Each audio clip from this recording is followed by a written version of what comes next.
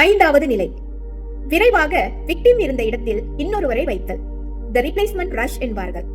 இந்த நிலைக்கு வரும்போது அவர்கள் உள்ளுக்குள்ளாகவே சிதற ஆரம்பித்து விட்டார்கள் என்பதை புரிந்து கொள்ளுங்கள். அந்த சிதறலை சமாளிக்க அவர்களுக்கு தெரிந்த ஒரே வழி புதிய ஒருவரை விரைவில் தேடுவதுதான்.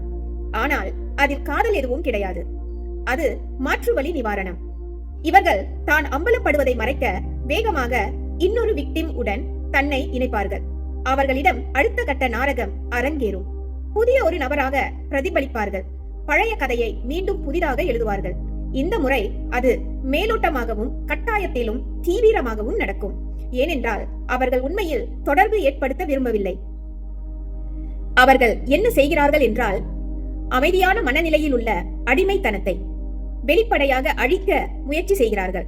இதை சைலண்ட் அப்செஷன் என்று சொல்லுவார்கள். இதுவே ஆறாவது நிலைக்கு அடித்தளமாக அமைகிறது. இப்பொழுது ஆறாவது நிலையை பார்ப்போம். வெளிப்படையான அமைதியை பற்றுதல். Silent obsession outwardly. மற்றவர்கள் கண்களுக்கு வெளிப்படையாக பார்ப்பதற்கு அவர்கள் முழுமையாக வாழ்வில் அடுத்த கட்டம் நகர்ந்து விட்டது போல தோன்றும். அவர்கள் வாழ்க்கையில் முன்னேறிவிட்டார்கள் போல நடிப்பார்கள்.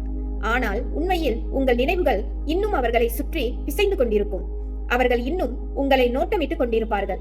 உங்கள் Facebook, Instagram, YouTube இப்படி அனைத்து இணையதளங்களிலும் உங்களை பற்றி தேடுவார்கள். பரிச்சயமானவர்களிடம் உங்களை பற்றி விசாரிப்பார்கள். பழைய நினைவுகளை மீண்டும் மீண்டும் அவர்களுக்கு தோன்றி இம்சிக்க செய்யும்.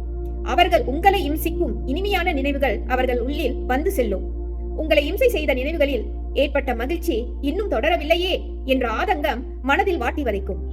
ஏன் இப்படி முடிந்துவிட்டது என்ற பிடிவாதத்துடன் மனம் அவர்களை வாட்டி இம்சிக்கும். நீங்கள் அவர்களுக்கான தீர்க்கப்படாத அன்சால்வ் ஈக்குவேஷன் ஆகிவிட்டீர்கள் என்பதை உணருங்கள். அவர்கள் முடிவுகளை எழுத முடியாத கதையாக நீங்கள் இருந்து விட்டீர்கள். அந்த உணர்வு அவர்களை ஒவ்வொரு நாளும் உள்ளுக்குள்ளாகவே பைத்தியக்காரர்கள் ஆக்கிவிடும்.